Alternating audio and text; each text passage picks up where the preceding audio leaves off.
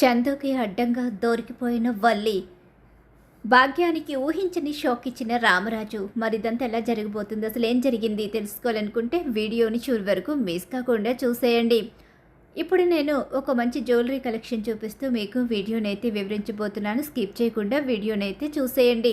అలాగే మా వీడియో నచ్చితే లైక్ చేయడం మాత్రం మర్చిపోకండి. ఏంట్రా చిన్నుడా ఇలా చేశావు, నువ్వు ప్రేమ కలుస్తారు అనుకుంటే మళ్ళీ ఇద్దరు విడిపోయి రావడం ఏంట్రా అని చెప్పేసి అంటూ ఉంటుంది. ఇక వేదవతి అయితే, ఎందుకమ్మా కంగారు పడతావు, దానికి నేనంటే చాలా ఇష్టం, కానీ దానికి మీ అక్కలాగే చాలా ఈగో పొగరు, అది ఎక్కడా తగ్గడం లేదు, త్వరలోనే నా దగ్గరికి వస్తుంది, ఈ విషయంలో నువ్వేమీ ఆలోచించాల్సిన అవసరం లేదు అని చెప్పేసి ఇక ధీరజ్ అయితే చెప్తూ ఉంటాడు. ఏమోరా, నాకేమీ అర్థం కావడం లేదు, మీ ఇద్దరు పంతాలకి పోతే మీ జీవితం ఏమైపోతుందో అని నాకు భయంగా ఉందని చెప్పేసి వేదవతి అంటూ ఉండగానే, అత్తయ్య మీరేం కంగారు పడాల్సిన అవసరం లేదు, వాళ్ళిద్దరు గొడవని నేను చూశాను కదా, ప్రేమగా గొడవ పడ్డారే తప్ప ద్వేషించుకోవడం అనేది వీళ్ళిద్దరిలో ఎవ్వరిలోనూ లేదు, ఒకరంటే ఒకరికి చాలా ఇష్టం, ఆ ఇష్టమే ఆ గొడవకి దారి తీసింది అని చెప్పేసి నర్మద కూడా చెప్తూ ఉంటుంది. ఏంటే అసలు మనవడి మీద గొడవ పడ్డమేంటే, ఇంకెప్పటికీ మనవడితో కలిసి ఉండవా ఏంటి, అమ్మా చాలు, ఇంకా కూడా ప్రేమ ఆ ఇంటికి వెళ్తుందని ఆశపడుతున్నావా, వాడిన్ని మాటలని ఎన్ని విధాలుగా అవమానపరిచాడో నువ్వు చూసావు కదా, అయినా కూడా ఇంకా ఎందుకు ప్రేమ మనసు మార్చాలని చూస్తావు, అమ్మా నువ్వు అలసిపోవచ్చావు, లోపలికి వెళ్ళిపో అని చెప్పేసి భద్రావతి చెప్తూ ఉంటుంది.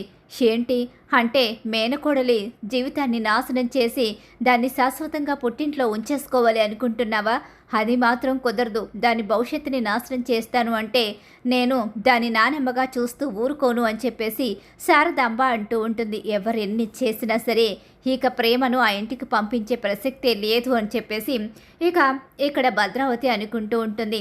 6 లక్షల విషయంలో డబ్బు ఏమైందో అర్థం కాక అయోమయం పరిస్థితిలో పడితే తిరుపతి మీద అనుమానం వచ్చేలా మాట్లాడుతుంది. ఇక ఈలోగా తిరుపతి దగ్గరికి అయితే వెళ్తాడు. ఇక చందు అయితే అలా వెళ్ళి, మా నువ్వు లెక్క కరెక్ట్గానే చూసి తెచ్చుకున్నావు కదా డబ్బులు, అవునరా లెక్క చూసే తెచ్చాను, ఈరోజు కలెక్షన్ కూడా బాగా వచ్చిందని నీకు చెప్పాను కదా, మళ్ళీ ఏంటి నీ డౌటు అని చెప్పి అంటూ ఉండగా, ఏం లేదులే మామ అని చెప్పేసి చందు అయితే అక్కడి నుంచి వచ్చేస్తాడు. అడగలేక మామని ఎలా అడగగలను, ఇన్ని రోజులుగా మామ నమ్మకంగా ఇక్కడే ఉంటున్నాడు, నాన్నతో కలిసి ఎన్నో ఏళ్లుగా పనిచేస్తున్నాడు, నాన్నతో కలిసి నమ్మకంగా ఈ రైస్ మిల్ని చూసుకుంటున్నాడు, ఇప్పుడు మామని దొంగతనం చేశావని నేను అడిగితే మామని అవమానించినట్టే అవుతుంది, అలా ఎలా అడగగలను అని చెప్పేసి చందు ఆలోచించుకుంటూ ఉంటాడు. ఈలోగానే ఇక్కడ చూస్తే భాగ్యం అలాగే ఆనందరావు చాలా హ్యాపీగా ఫీల్ అవుతారు. సుకన్యతో సహా ముగ్గురు కూడా చాలా సంబరపడిపోతూ ఉంటారు. ఇంక ఈ దెబ్బతో అక్కడ మన సమస్య తీరిపోయింది కాబట్టి ఈ నిజం బయటపడకుండా ఉంటే ఇంక మనకి ఎలాంటి ప్రాబ్లమ్స్ ఉండవు. పైగా ఆ చింతామణి ఇదే ఊర్లో ఉంటాను అంటుంది, ఎవరికైనా డబ్బులు ఇప్పిస్తే ఆ చింతామణి ఇంక మనకి కాస్త డబ్బు కూడా ముట్ట చెప్తుందిలే అని చెప్పేసి వాళ్ళు అనుకుంటూ చాలా హ్యాపీగా ఫీల్ అయిపోతూ ఉంటారు చేసిన దొంగతనాన్ని తలుచుకుంటూ. కానీ అమ్మడి విషయమే భయమేస్తుంది. ఏమయ్యా ఏమైంది, అమ్మడికి ఏమయ్యింది, బాగానే ఉంది కదా, ఏమో నిజం బయటపడిపోతే అమ్మడి కాపురం ఏమైపోతుందో అనిపిస్తుంది. ఏం బయటపడదు, ఇన్నాళ్ళు నువ్వు దొంగతనం చేస్తూనే ఉన్నావు, ఒక్కసారైనా నువ్వు దొరికావా, దొరకలేదు కదా, ఇది కూడా అంతే, సరేలే ఒకసారి అమ్మడికి ఫోన్ చేయి భాగ్యం, ఎలా ఉందో ఏంటో తెలుస్తుంది, అక్కడ అసలు ఆ డబ్బు మేటర్ బయటపడిందో లేదో అమ్మడికి ఫోన్ చేస్తే తెలుస్తుంది కదా అని చెప్పేసి ఆనందరావు అయితే అంటూ ఉంటాడు. సరే నీ అనుమానం తీరిపోవాలంటే ఫోన్ చేస్తాను ఉండు అని చెప్పేసి ఇక అక్కడ వల్లికి ఫోన్ చేస్తాడు ఆనందరావు. ఈలోగా ఇటు ఇవ్వయ్యా నేను మాట్లాడతానని చెప్పేసి భాగ్యం ఫోన్ అయితే లాగేసుకుంటుంది. ఇంక ఈలోగానే వల్లి గబగబా బయటకు అయితే వస్తుంది. ఏంటి ఎందుకు ఫోన్ చేసావమ్మా అని చెప్పేసి అంటూ ఉండగా, నేను కదే మీ నాన్న చేశాడు, ఏంటి నాన్న ఎందుకు చేశాడు ఫోను అని చెప్పేసి వల్లి అడుగుతూ ఉంటుంది. ఈలోగానే చందు అటుగా వస్తూ వల్లి ఫోన్ మాట్లాడడం విని ఇక అక్కడ పక్కగా నిలబడతాడు. ఏంటే ఏం మాట్లాడవేంటి, ఏమైంది, ఆ డబ్బు గురించి ఏమైనా బయటపడిపోయిందా, నీ కాపురానికి ఏమైనా ముప్పు వచ్చిందా ఏంటి, అలా డల్గా మాట్లాడుతున్నావేంటి, ఏంటే 6 లక్షల రూపాయలు రైస్ మిల్లో దొంగతనం చేసి చాలా తెలివిగా పట్టుకు వెళ్ళిపోయి మీ అప్పులు తీర్చేసుకున్నారు. ఇప్పుడు ఇక మా ఆయనకు కనుక ఏ మాత్రం డౌట్ వచ్చినా, ఏ మాత్రం ఈ నిజం బయటపడినా నా కాపురానికి ఎసరొస్తుంది. మీరు చేసిన పని వల్ల ఇప్పుడు నా కాపురమే నాశనం అయిపోయే పరిస్థితి వస్తుంది. మీరు చిన్నా చితకా దొంగతనాలు చేసి చేతికి పని చెప్పమంటే మీరిప్పుడు పెద్ద దొంగతనమే చేస్తారా? ఈ 6 లక్షల మేటరు మా ఆయన చాలా సీరియస్గా తీసుకున్నాడు. కానీ నేనైతే మాత్రం చాలా తెలివిగా మళ్ళించేశానులే అని చెప్పేసి అంటూ ఉంటుంది వల్లి. అయితే ఇదంతా కూడా వెనకే ఉండి వింటూ ఉంటాడు చందు. ఏం చేశావే? అదే ఆ తిరుపతి ఉన్నాడు కదా, ఆ తింగర తిరుపతి, ఆ తిరుపతి మీద అనుమానం వచ్చేలా చేశాను. వాళ్ళ మావ మీద తనకి అనుమానం వస్తే ఇక వాళ్ళు కూడా కొట్టుకు చేస్తారు కదా, అప్పుడు మనం ప్రశాంతంగా ఉండొచ్చు అని చెప్పి వల్లి అంటూ ఉంటుంది. ఒక్కసారే వల్లి మాటలు విన్న చందుకి మాత్రం చాలా పెద్ద షాక్ అయితే ఎదురైపోతుంది. ఇక వల్లి కుటుంబమే దొంగతనం చేసిందని, ఇక అక్కడ నాటుకోడి పులుసు అంటూ వాళ్ళని కావాలని నమ్మించి భోజనం పెట్టి అదే సమయంలో ఆ డబ్బు నొక్కేశారన్న విషయం పూర్తిగా అర్థమైపోతుంది చందుకి. ఒక్క అడుగు ముందుకు వేసి భార్యని నిలదీయాలి అనుకుంటాడు. కానీ ఎందుకు నిలదీసినా ప్రయోజనం లేదు. అబద్ధాలు చెప్పడం, మోసాలు చేయడం తన జీవిత లక్ష్యంగా మార్చుకుంది. ఇలాంటి వాళ్ళకి బుద్ధి చెప్పాలి అంటే ఇక నాన్నే కరెక్టు. నాన్న దగ్గర ఇంతకాలం నిజం దాచిపెట్టాను, కానీ ఇంత పెద్ద అమౌంట్ విషయంలో నిజం దాచిపెట్టడం అనేది చాలా కష్టమైన విషయం. కాబట్టి నాన్నకు నిజం చెప్తే ఆయనే చూసుకుంటారు. ఇంట్లో వాళ్లకు నిజం చెప్పినా వాళ్ళు నాన్న దాకా వెళ్ళనివ్వరు. నాన్నకు ఈ నిజం తెలియాల్సిందే అని చెప్పేసి అనుకుంటూ ఉంటాడు చందు. అయితే నాన్న ధాన్యం కొనుగోలు చేయడానికి వెళ్ళారు. నాన్న వచ్చేస్తానని చెప్పారు కాబట్టి వచ్చిన తర్వాత వీళ్ళ గురించి నిజాన్ని బయట పెట్టేస్తాను.